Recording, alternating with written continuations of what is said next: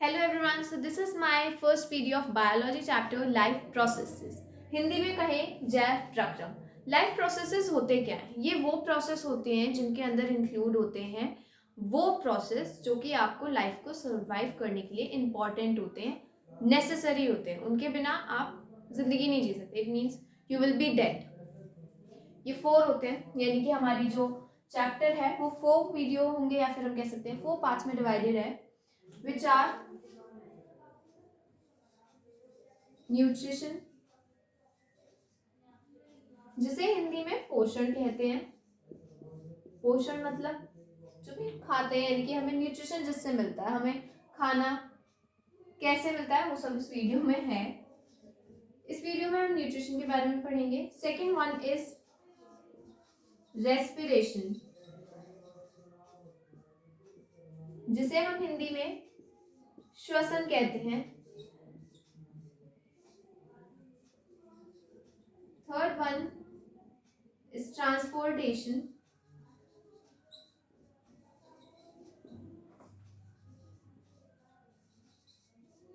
जिसे परिवहन कहते हैं। यानी कि किसी भी चीज का जाना, इधर से उधर जाना। आपकी बॉडी में होता है, जैसे कि ब्लड है, ब्लड इधर से उधर जा रहा है, यानी कि रक्त का परिवहन हो रहा है, ब्लड का ट्रांसपोर्टेशन हो रहा है वो। And the last one is excretion,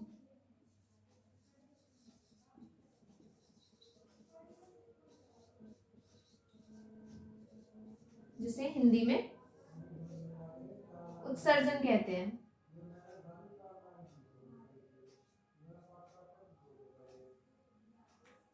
इस वीडियो में हम न्यूट्रिशन के बारे में पढ़ेंगे, उसे रिकवर करने की कोशिश करेंगे, यानी कि पोषण। न्यूट्रिशन क्या होता है? अब आप जैसे खाना खा रहे हैं, आपको न्यूट्रिशन मिल रहा है। आप कैसी चीजें खाते हैं? आप खाते हैं अकार्बनिक चीजें, यानी कि वो कार्बनिक नहीं होती। कार्बनिक यानी कि वो सिंपली आप ग्लूकोज तो नहीं खाते हैं। आपको एनर्जी चाहिए होती है। आपको फूड क्यों चाहिए? क्योंकि आपको एनर्जी चाहिए। आप सीधे एटीपी तो खा नहीं लेते हैं, आपको चाहिए उससे पहले फूड। जिसे आप कॉम्प्लेक्स फूड खाते हैं, उससे पहले आपके दांत सिंप्लेक्स फूड में करेंगे, तो वो सलाइवा से जाके इन्वर्ट होगा, फिर आपके पेट में जाएगा। उसके बाद उसके ऊपर HCl का धावा होगा और वो गल जाएगा।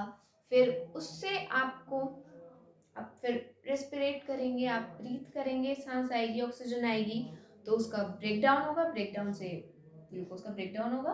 ब्रेक डाउन के बाद आपको एटीपी मिलेगी। एक बार में 38 एटीपी मिलते हैं। Otherwise it's not in the video और नॉट इन द प्रोसेस।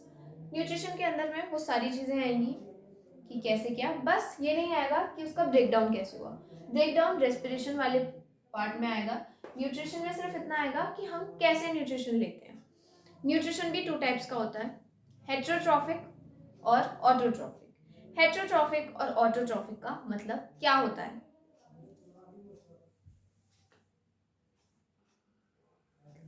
पोषण कितने प्रकार का होता है? दो, यानी कि nutrition is of two types. पहला मोड है autotrophic, second one is heterotrophic.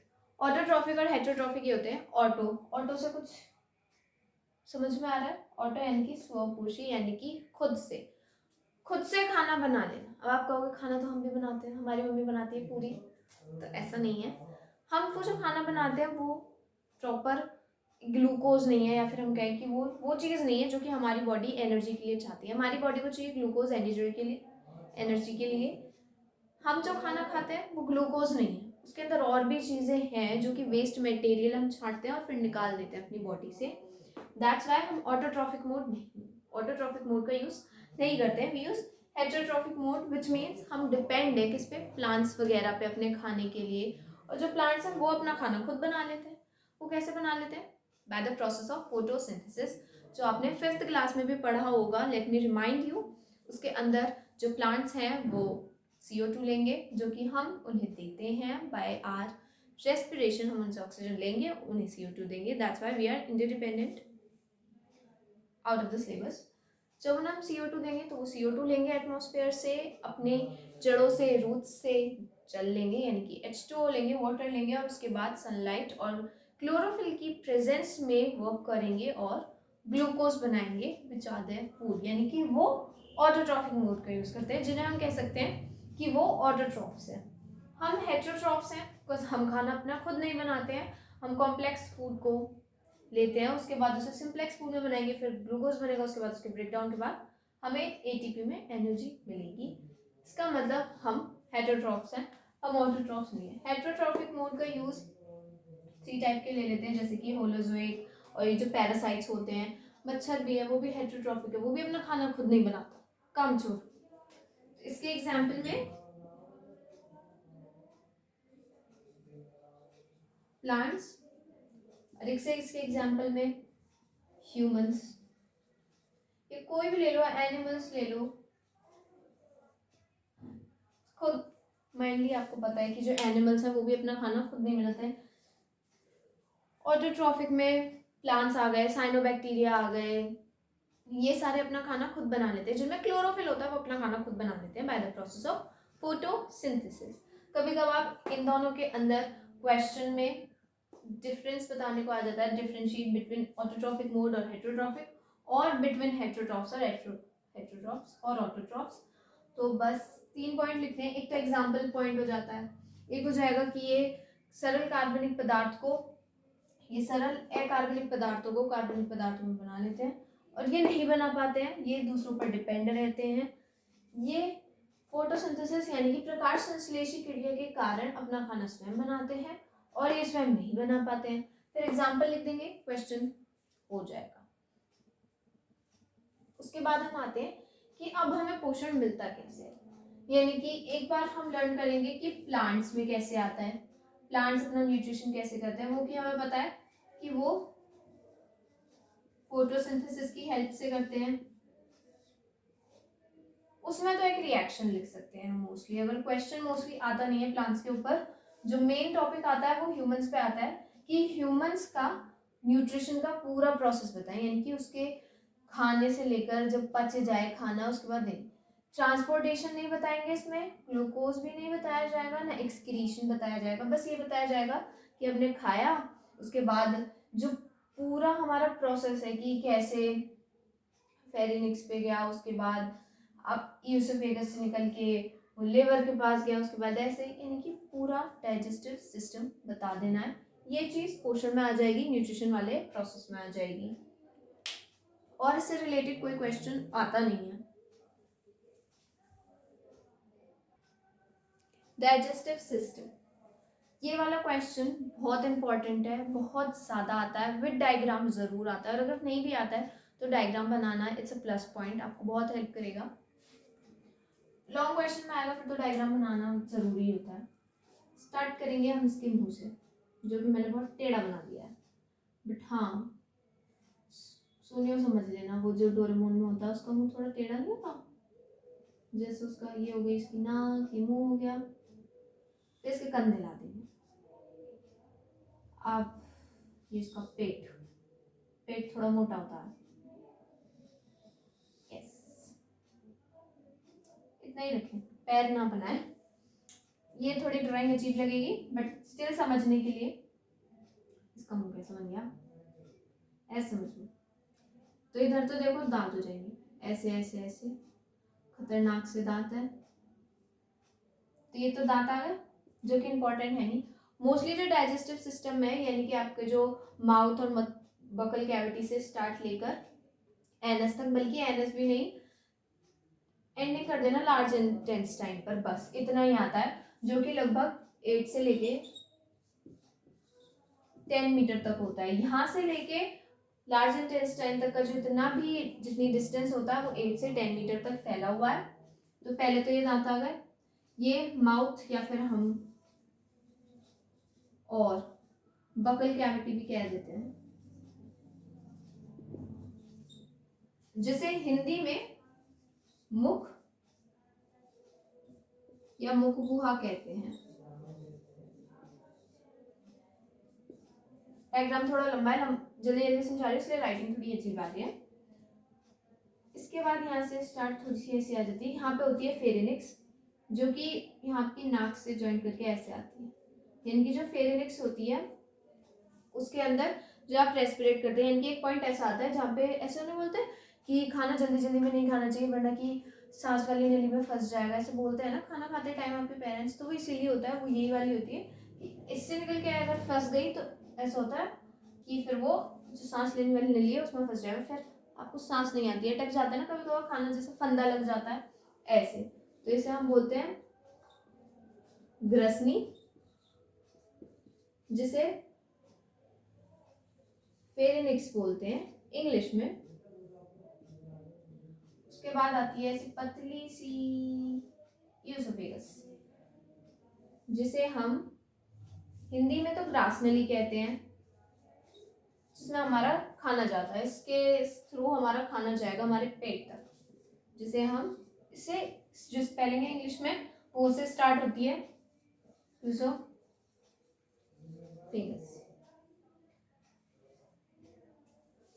वैसे ये बहुत छोटी बात थी बट फिर भी मैंने बता दी है। उसके बाद पेट कुछ ऐसा आता है सी की पोजीशन में, जिसे मैं जूम करूं तो मैंने जूम कर दिया, ऐसे आता है,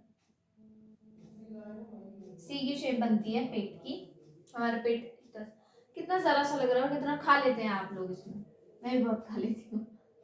इसके बाद आता है यहाँ पे लिवर, जिसे हम हिंदी में यकृत भी कहते हैं। इससे रस स्रावित होते हैं जिससे कि वसा से ग्लिसरीन बनता है, ऐसे वाले। लेकिन मोस्टली हम इसे नहीं काउंट करते हैं डाइजेस्टिव सिस्टम में, यानी कि जो मेन है उन्हें, जो कि इंपॉर्टेंट है उनमें स्टमक के बाद लार्ज इंटेस्टाइन या एनस,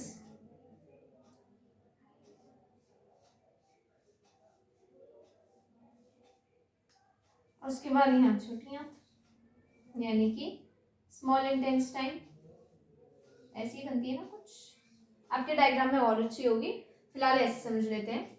ये हो गई लार्ज इंटेस्टाइन,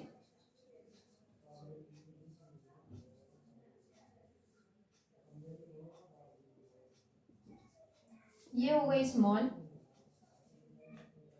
स्मॉल इंटेस्टाइन लगभग 6.5 मीटर की होती है, 8 से लेके 10 मीटर तक का तो वो होता ही है, और ये 6.5 मीटर की अकेली होती है, तो समझ लो कि ये कितनी बड़ी होती है, इसीलिए ऐसे फोल्ड कर करके रखी हुई है, जो कि है इसका स्ट्रक्चर ऐसा। तो पहले तो आपका खाना मुंह में जाएगा, ठीक, मतलब ऐसे नहीं लिखना थ्योरी, तो पहले हम कहेंगे कि हम सिंपल कॉम्प्लेक्स फूड को अपने मुंह कुआ में जाता है, या फिर कहते हैं बबल कैविटी में, उसके बाद दांत उसे सिंप्लेक्स फूड में कर देंगे, छोटे छोटे टुकड़ों में कर देंगे, सलाइवा होगा, सलाइवा में मोस्ट जो डालते हैं यानी कि जो एंजाइम होता है वो टाइलिन होता है, जिसके कारण जो हमारा खाना है उसका 80% माल्टोज, तो मतलब 60% से लेके 80% तक लगभग, कुछ बुक्स में 80% लिखा हुआ है, कुछ में 60, तो जो आपके में लिखा हो वो उस हिसाब से माल्टोज बन जाएगा। उसके बाद ग्रसनी से फिर यूसोफेगस से खिसकता हुआ थूक की वजह से, जो आप कहते हैं ना कि लार आ गई, लार के अंदर जो सलाइवा और श्लेष्म होता है उसकी वजह से खाना खिसक जाता है, श्लेष्म जो होता है मोस्ट इंपॉर्टेंट वो होता है, उसकी वजह से खाना खिसक जाता है आसानी से, वरना अटक जाएगा तो चिपका रह जाएगा। फिर आता है वो हमारे पेट में, हमारे पेट में HCl है जो कि हमारे खाने को पचा देता है, यानी कि गला देता है, वो खाना एसिड है HCl, तो खाने को गला देगा, यानी कि हमारा खाना पच जाएगा, और हमारा पेट ना जले इस वजह से जो हमारे पेट की ये वाली ऐसी लेयर होती है वो श्लेष्म की बनी हुई होती है, यानी कि श्लेष्म की होती है, उससे हमारा पेट नहीं जलता। कभी कभी आपने सुना है जैसे आपके दादा दादी या मॉम डैडी या कभी कभी आपको भी हो जाती है प्रॉब्लम कि पेट में कुछ जलन सी होती है, आपका स्टमक में जिसे हम कहते हैं ना गैस बन रही होती है, वो इसीलिए होती है कि कभी कभार ऐसा होता है कि जब हम ज़्यादा खाना खा लेंगे या खाना ही नहीं खाते हैं तो HCl जो होता है वो ज़्यादा हो जाता है। अब खाना नहीं खाएंगे तो HCl ज़्यादा ही रहेगा, HCl का यूज़ नहीं होगा, पेट में रहे तो हमें जलन होने लगती है, क्योंकि जो HCl है उसकी जो वैल्यू है, फिर हम कहें जो उसकी मात्रा है वो बढ़ जाती है, इसलिए हमें प्रॉब्लम आने लगती है। अब जो HCl है वो एसिड है, एसिड को चुप कराने के लिए हमारे पास क्या तरीका होता है, बेस उसकी पिटाई कर देगा, इसलिए हम कुछ बेस यानी कि हम कुछ ऐसा खा लेते हैं जैसे इनो बेस है, बेकिंग सोडा वो पी लो उससे भी, बट नहीं ऐसा नहीं करना, क्योंकि वो बहुत ज़्यादा बेस है। इनो खा लो तो इनो से आपको पेट की जो जलन है वो कम हो जाएगी, क्योंकि जो एसिड है वो बेस से न्यूट्रल हो जाता है, जिसे हम न्यूट्रलाइजेशन की प्रोसेस भी बोलते हैं। It's from chemistry. देन उसके बाद पेट से जब वो पचा के आ जाता है हल्का फुल्का, उसके बाद आएगा आपकी छोटी आंत। अब आप कहेंगे कि बड़ी आंत पहले नहीं है, तो ऐसा नहीं है। डायग्राम में देखो, ये जो ऐसे है ऐसे आ रही है, फिर वो ऐसे आ रही है। पहले वो छोटी आंत में आता है, उसके बाद वो बड़ी आंत में जाता है। तो छोटी आंत में आएगा, वो पूरा ही का पूरा पच जाएगा। उसके बाद वो बड़ी आंत में यानी कि लार्ज इंटेस्टाइन में आता है, और यहाँ पे जो एनएस है इससे वो एक्सक्रीट के लिए चला जाता है, एक्सक्रीशन के लिए चला जाता है, वो आपको पता ही है। ये पूरा डायग्राम 5 और 10 मार्क्स में ज़रूर आता है, सो इट्स वेरी इंपॉर्टेंट। पूरा डाइजेस्टिव सिस्टम यही है। बीच के अंदर पार्ट्स आएंगे जो मेन आएंगे एनसीईआरटी के क्वेश्चंस में, वो आते हैं जैसे कि पेट का, स्मॉल इंटेस्टाइन का और लार्ज इंटेस्टाइन का। ये जो तीन है ये करने ज़रूरी हैं। बकल कैविटी और ईसोफेगस से रिलेटेड कोई क्वेश्चन नहीं आता, इनकी इनर चीज़ें भी नहीं पूछी जाती। स्टमक में पूछ लेंगे कि कौन कौन से, यानी कि पूछ लेंगे कि एक्सियल कहाँ होता है, या फिर ऐसे पूछ लेंगे कि स्टमक के अंदर कौन से रस स्रावित होते हैं। ये चीज़ बकल कैविटी में पूछ सकते हैं कि सलाइवा के अंदर क्या क्या होता है। और लार्ज इंटेस्टाइन और स्मॉल इंटेस्टाइन तो मेन पार्ट है, ये तो इम्पोर्टेंट होते ही हैं। इन चीज़ों के बाद